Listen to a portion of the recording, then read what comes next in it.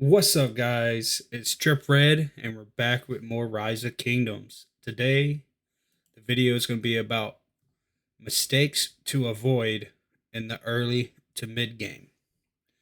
And number one on the list is mismanaging your gold heads.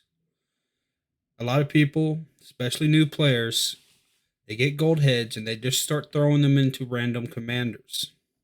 You got to be smart about it. Right now, I'm only gotten 360.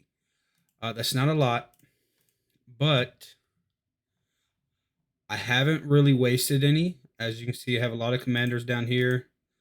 They do have some skills unlocked, but that's mostly, or that's 100% from gold heads. So I haven't invested any gold heads in any of these commanders down here.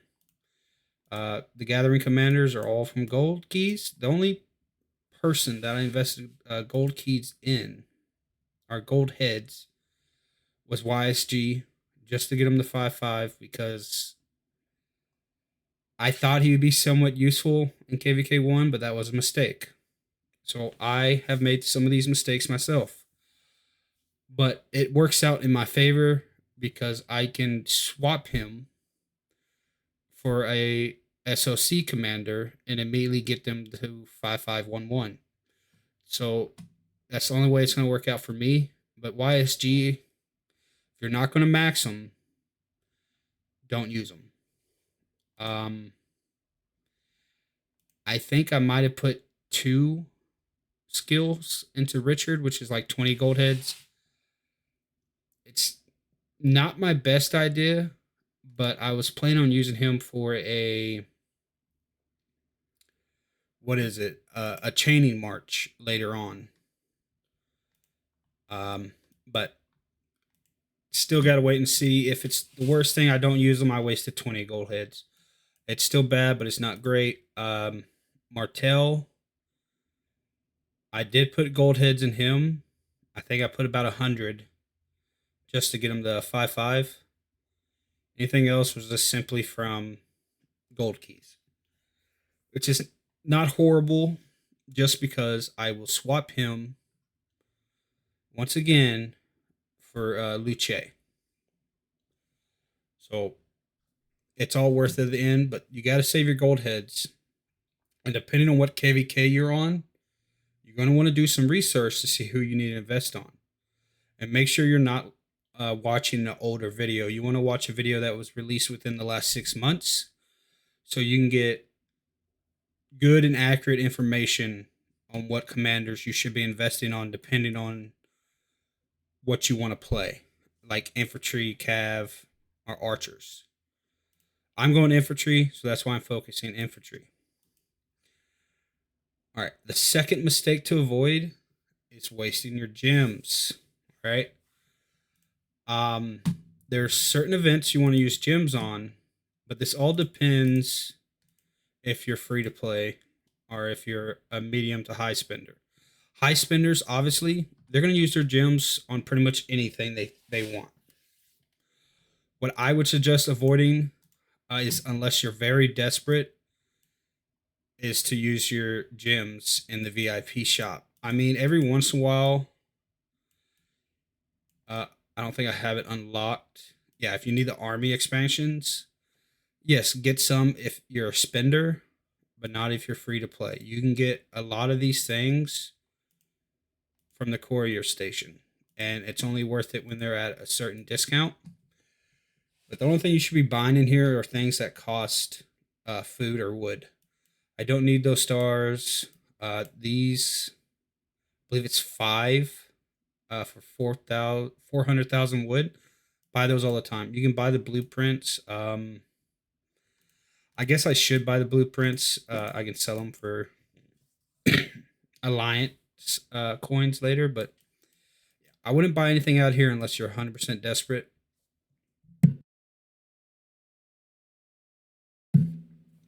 But there are certain events that you would want to spend your gems on. I don't think we have any of them at the moment, but let's look at the calendar. Anything coming up? No. But there's certain events like More Than Gems where you either spend 7K gems each day for gold heads, or you can spend the full 25. That just also depends on how much you play. If you're a medium spender, I would probably just do the 7K per day. High spender, obviously, you're gonna do 25. You get all the gold heads you want, but you gotta reserve your gems because there are certain events. A lot of the bigger events give you material for equipment, but you want to spend somewhat, and especially on the wheels for commanders. You either just spend enough to do 10 spins, or you try to go for 100. There's only two ways you should do that. If you don't spin till you get like 35 spins, you don't do 58 spins. You either need to go for 10 or 100. Some can argue 50, but either way. To do the 10 spin on the first day, you do one free plus the reduce one spin. Second day, you do the same thing. That's 4 total spins. And on the last day, you do the free spin plus the 5 spin. And that's 10 spins right there. So that can give you good value at the end of the day. But you can't be wasting your gems on random things, especially in the courier station, unless it's like a 50% expansion for 1,500 gems. Don't waste your gems. And there's several events that will waste your gems and give you pretty much nothing. But all right, let's go on to the third mistake is a lot of players make early on is your tech order. Okay. Open this up. Obviously, on the economic table, this first little section right here is all done through scouting villages or opening up your villages when you're scouting. This is all free. You should not be researching any of this first section. And as you go, when you're doing military, to unlock tier 2, you only need to get the 3 out of the 5 on the iron working or any of these previous techs. You only need to get 3 to unlock this. You want to chunk it as you go along. You don't want to sit here and do all 5 right away. You want to move it along. And I say about right when you get the tier 3, you unlock all the buckler, leather armor, scale armor to 3. Unlock your tier 3. And before you start on anything else past your tier 3, you want to go back to your economical. You want to start unlocking all this. You're going to start with your writing. You need to max this out because it gives you research speed. A lot of people, they will sit here in the military and just keep going all the way up to tier 4. And then when they finally come back, they're losing tons of hours because they didn't do their research speed here. And you got to go a little bit farther than this. All right. You want to get to here where you have the engineering. This is 35% building speed. You need to max engineering and your mathematics because this is another 15% of your research speed. So what I like to do, depending on where I'm at on my building at the time, I get this to 5, and then I slow build everything while I push my mathematics as high as I can before I do any other research that is necessary. It does take a bit of a time, but if you're a spender, you won't have a problem. You can see most of my economical research is all 1 because it's not my focus. These are pretty quick to get through once you start pushing. I did my machinery just to help with the gathering speed. As you can see, it's only 1 day to do more. I can pop all this out real quick if I wanted to. But you want to make sure you get these up before you do T4 or anything else because it's going to save you a ton of time. Because a lot of the military technologies, they take a while.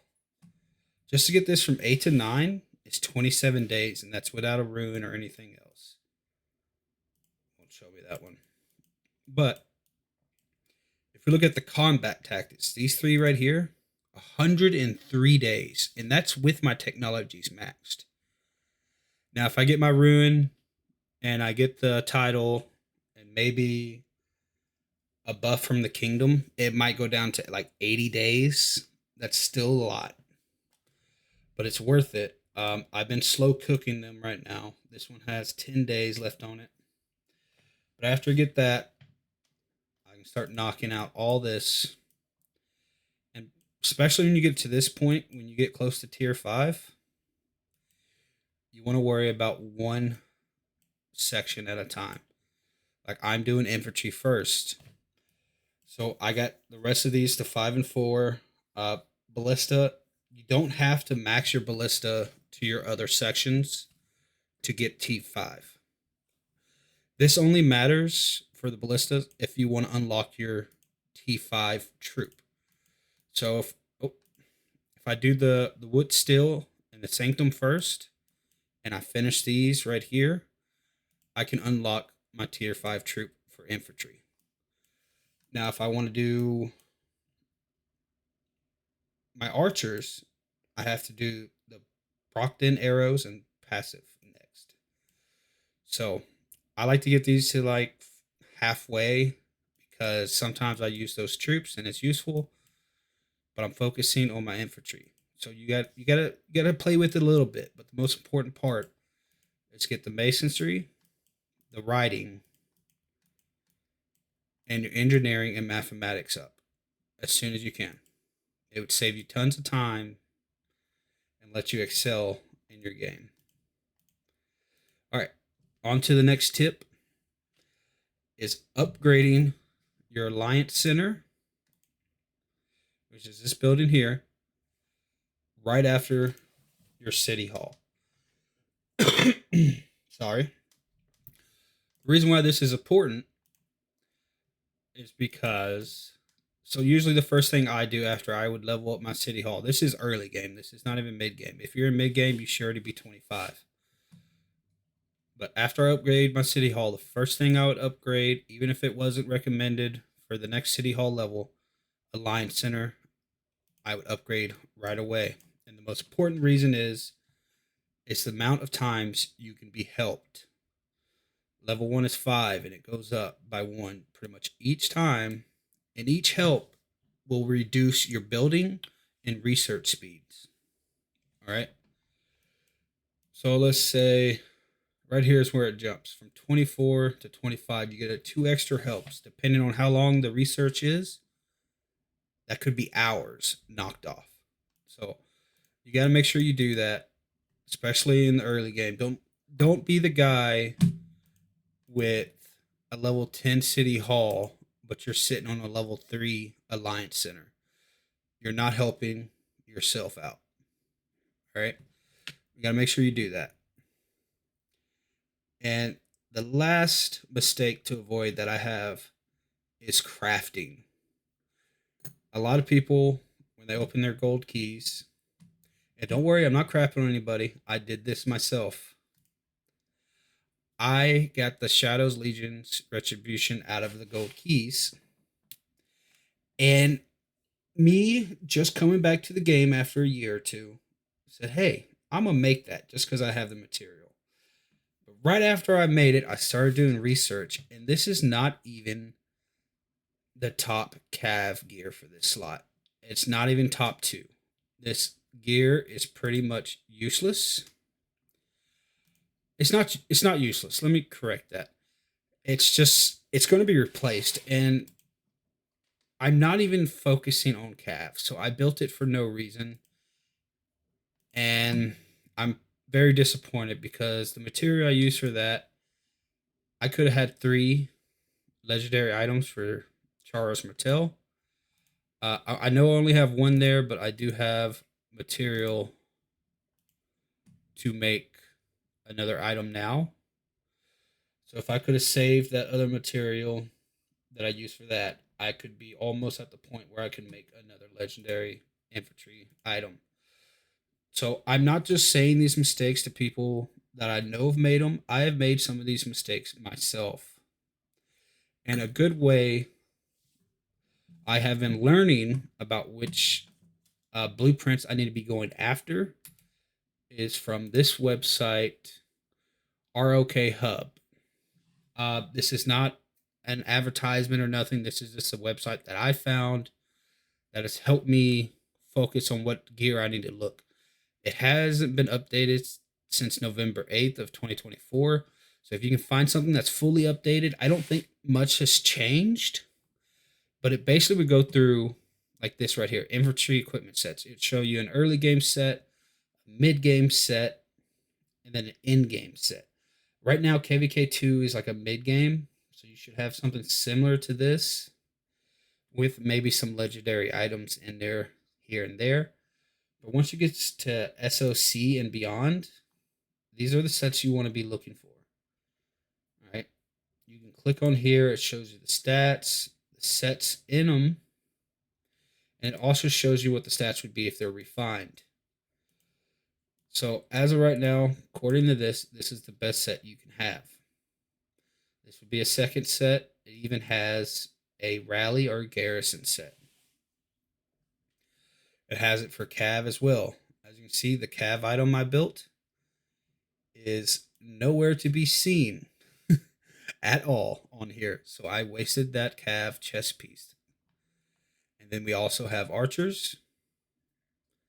It has multiple sets as well. Even has a best open field set, a rally, a garrison, and set 3 is just a variation. And there's even siege equipment sets here. So if you're a siege player or you want to be a siege player, this will help you figure out where you should be on that. Yeah, that. Oh, let me finish this thought off. And when you're getting your materials, I am just all over the place here. Hello. When you're getting your materials, you need to know what materials you need to focus on. All right. Bones are for your siege equipment. They cost bones. So every time you get a bone, it's for siege equipment if you want it. If you want infantry, you need to worry about the iron ore. So that's the only thing I'm working on is getting iron ore right now because that is what I need. Archers will focus on Ebony. So if you're looking to make an archer set, you want to get Ebony. Yes, it does take some iron ore, but it's a significantly less amount to get that. And for calves, it is leather. So keep that in mind when you are looking to make a set. But all right, guys, that's it for me. If you enjoyed my content, please like and subscribe. And please do not make these mistakes. Peace out.